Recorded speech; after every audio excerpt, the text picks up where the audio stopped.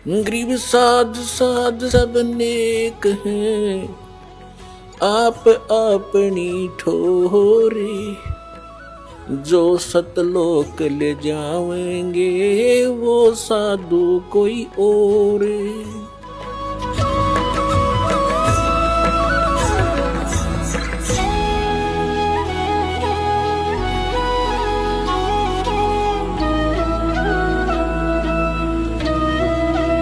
पुण्यात्माओं, हमने परमेश्वर को पहचाना नहीं, इतनी लीलाएं प्रभु करके गए। आज भी मगर स्थान पर हिंदुओं ने अपनी अलग से यादगार बना रखी है, एक चद्दर और आधे वो सुगंधित फूल लेकर, और मुसलमानों ने अपनी अलग बना रखी है, एक चद्दर और आधे फूल लेकर। आज भी ये दास उसको, आज भी विद्वान है ये दास, बहुत बार उसको देख कर आया है, और हमने वो फोटो खींच कर लाए थे उनके। दोनों अलग अलग बने हुए हैं। 3 बार ये दास भी संगत को साथ ले जाकर दिखा कर लाए, प्रमाण करने के लिए कि हम सुना करते हैं वो सच्चाई है।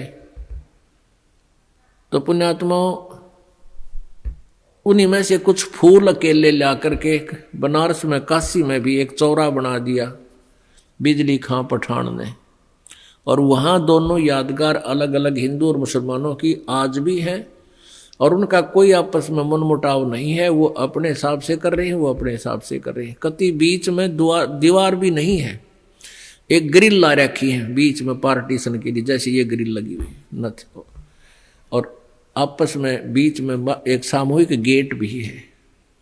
दर्शक जाते हैं, दोनों को देख कर आते हैं। अपनात्माओं, परमात्मा कहते हैं कि सतगुरु संगत छोड़ के चाहे लाख वर्ष जप कीन, इंद्री कर्म ना मोक्ष होवे फिर काल के अधीन। जो भक्त कुछ दिन इस भक्ति को करके किसी भी कारण से दुर्भाग्य उनका होता है, वो विमुख हो जाते हैं, वो भक्ति यहाँ से यहाँ आना छोड़ देते हैं, गुरु जी से उसका अपना संपर्क समाप्त कर लेते हैं। और वो कुछ एक ऐसे नालायक थे, अनजान अनाड़ी थे, वो कहने लगे कि हम तो घर पे भक्ति कर लेंगे। पुण्यात्माओं, परमात्मा कहते हैं सतगुरु संगत छोड़ के अर्चे लाख वर्ष जप कीन, इंद्री कर्म ना मोक्ष होए, ना तो कोई कर्म कटे और ना ही मुक्ति होए, फिर काल के अधीन। पुण्यात्माओं, हमें यहाँ से 21 ब्रह्मांड काल के और 7 संग ब्रह्मांड इस परब्रह्म के, इनको पार करके जाना है। और जब यहाँ से भक्ति युक्त प्राणी चलता है, यदि उसके साथ सतगुरु नहीं है, वो नहीं जा सकता 10 कदम भी। रास्ते में पता नहीं कितने कितने बखेड़े हैं। ये काल का बहुत भयंकर जाल है। हमने उन्हीं रास्तों से जाना होता है, जैसे हम शरीर में ही हमारे कमल बने हुए हैं, इन कमलों में से हम चलेंगे तो सबसे पहले गणेश जी का लोक आवेगा, और गणेश जी के लोक में हम जाएंगे, गुरु जी साथ होंगे, तो वहाँ आपका अकाउंट क्लियर करा के आपको फिर आगे ले चलेंगे। और यदि सतगुरु साथ नहीं है और आपकी पिछली पुण्य कमाई पिछली है और आप गुरुद्रोही बने नहीं, वैसे भक्ति छोड़ दी, आना बंद कर दिया, तो वो जो पिछले उस दौरान गुरु जी के संपर्क में रहने के दौरान जो तुमने भक्ति की, ये 7 मंत्र की या 2 मंत्र सतनाम की और सार नाम की, तो गणेश जी का जो जाप आपको दिया जाता है उन 7 प्रथम मंत्र में, उस मंत्र की कमाई से आप जी पहले गणेश जी के लोक में जाओगे। और वहां पर इतने नाच गाने डांस, बड़ी पता नहीं कितने हर तरह की, यानी आत्मा वहां जाती है तो उसका सूक्ष्म शरीर होता है, स्त्री जाती है तो स्त्री वाला ही होता है, पुरुष जाता है तो पुरुष वाला ही होता है। तो प्रत्येक लोक में जाते ही वहां हर तरह के नाचने गाने बकवाद, तो अकाउंट कराना तो भूल जाते हैं, उस रेस्टोरेंट में भ्रमित हो जाते हैं।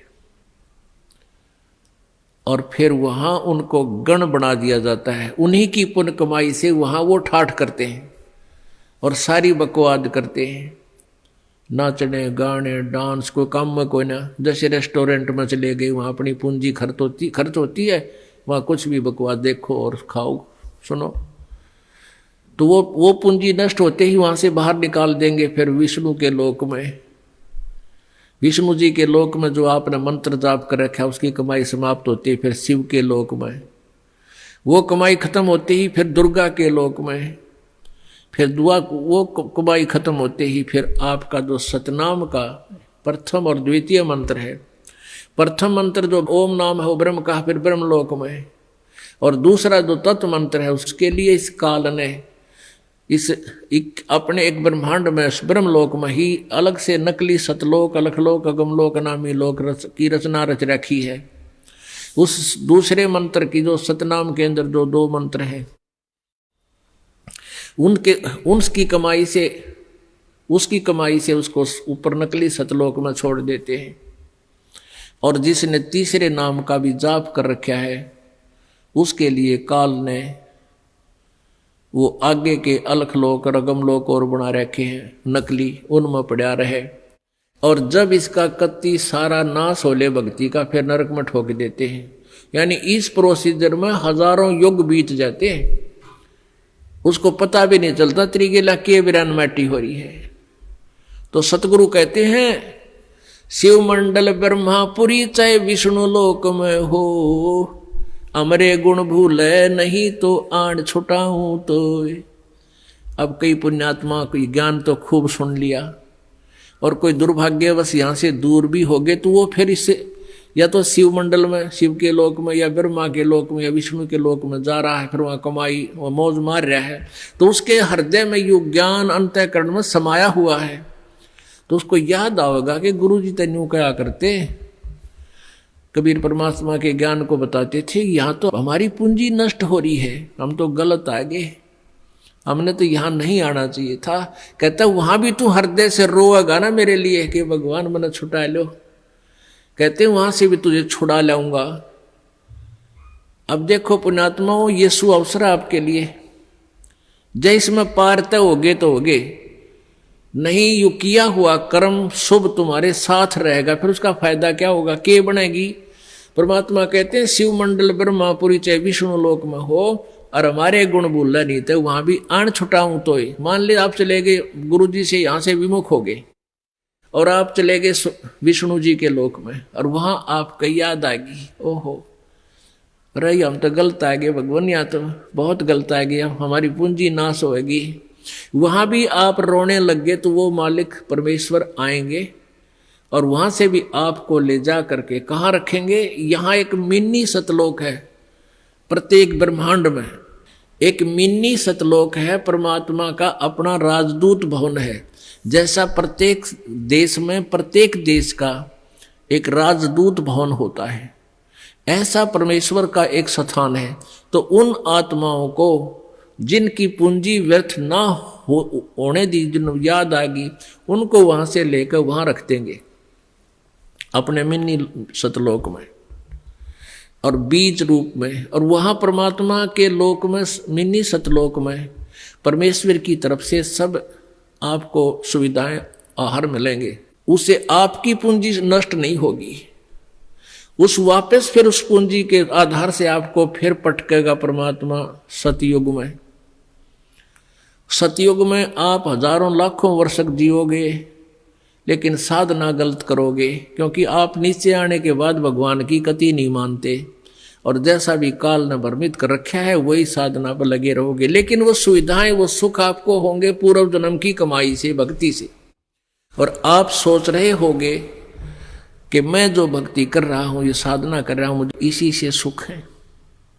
इस प्रकार सतयुग त्रेता द्वापर में आप अपने पुण्यों का नाश कर लोगे, कभी राजा बनोगे, कभी पृथ्वीपति बनोगे, कभी स्वर्ग में जाओगे, और फिर आप कलयुग में होगे। और कलयुग में आपका मानव जन्म होगा, फिर यही प्रोसीजर फिर होगा आपको, फिर कभी आकर के हजारों लाखों युगों के बाद ये सुअवसर प्राप्त होगा। जो परमात्मा की शरण में नहीं रह पाए, अभी आपको बताया 2 प्रकार भक्ति नाश होता है। एक तो परमात्मा से विमुख हो गए और उन्होंने अपने सभी मंत्रों की कमाई ऊपर ब्रह्मालोक, विष्णुलोक, शिवलोक, दुर्गालोक, ब्रह्मलोक और अलखलोक, अगमलोक में, नकली में समाप्त कर दी। उसने तो कई लाख युगों के बाद फिर मनुष्य जीवन यहाँ पृथ्वी पाओगा और फिर सतयुग, त्रेता, द्वापर में जो शेष कमाई है वह खोएगा। फिर कलयुग में ही, किसी कलयुग में दाव लगे तो लगे इस समय जन्म होने का। एक दूसरा वो होगा जो परमात्मा याद आ गया विष्णु लोक में जाकर, उसको परमात्मा ले गए छुड़ा कर, अपने रख लिया मिन्नी सतलोक में और वहां से फिर पटक दिया, तो वो भी सतयुग से जन्म लेता हुआ बीच में राजा, चक्रवर्ती राजा, पता नहीं के बन के अपने पुनों को बहुत को नष्ट फिर भी कर लेगा। और फिर कलयुग में इसी समय बिचली पीढ़ी में ही दाव लगेगा, लगे तो लगे ना भी लगे।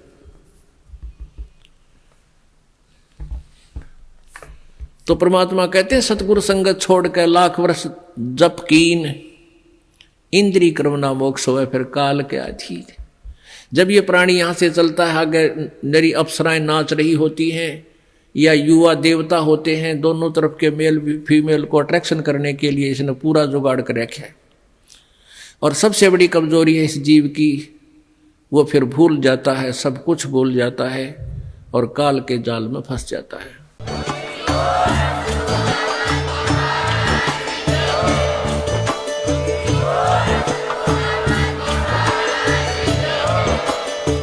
सुन रहे थे जगत गुरु तत्वदर्शी संत रामपाल जी महाराज जी के मंगल प्रवचन। अधिक जानकारी के लिए विजिट कीजिए हमारी वेबसाइट www.jagatgururampalji.org। संत रामपाल जी महाराज जी के शुभ आशीर्वाद से पूरे विश्व भर में 500 से भी ज्यादा नाम दीक्षा केंद्र हैं, जिन पर संत रामपाल जी महाराज जी द्वारा ऑनलाइन निःशुल्क नाम दीक्षा दी जा रही है। अपने नजदीकी नाम दीक्षा केंद्र का पता करने के लिए संपर्क करें 8222 880541।